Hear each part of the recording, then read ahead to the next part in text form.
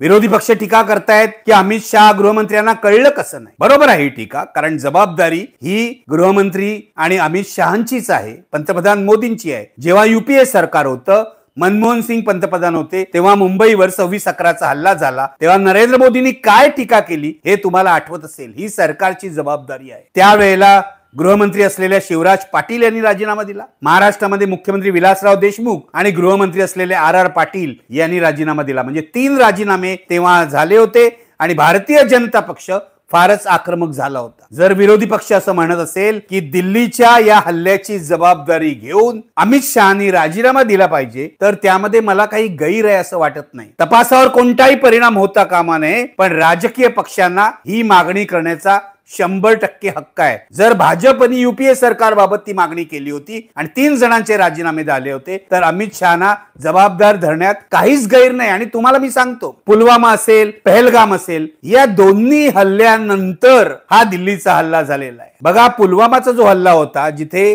जवान शहीद झाले, तो सरकारच्या बेजबाबदारपणे झाला हा आरोप झालेला आहे। जर जवानांना विमानं दिली असती, हेलिकॉप्टर्स दिली असती आणि जवान हेलिकॉप्टर्सने गेले असते, तर हा बॉम्बस्फोट घडवता आला नसता अतिरेक्यांना, आणि त्यांना ट्रक्स मधून पाठवलं म्हणून अतिरेकी कारवाई यशस्वी झाली असा तेव्हा आरोप झालेला होता। पहलगामला आपण बघितलं, टुरिस्टवर हल्ला केला अतिरेक्यांनी, तिथे सुद्धा हाय सिक्युरिटी होती, प्रचंड प्रमाणात लष्कर तैनात होतं, तरी सुद्धा हल्ला झाला।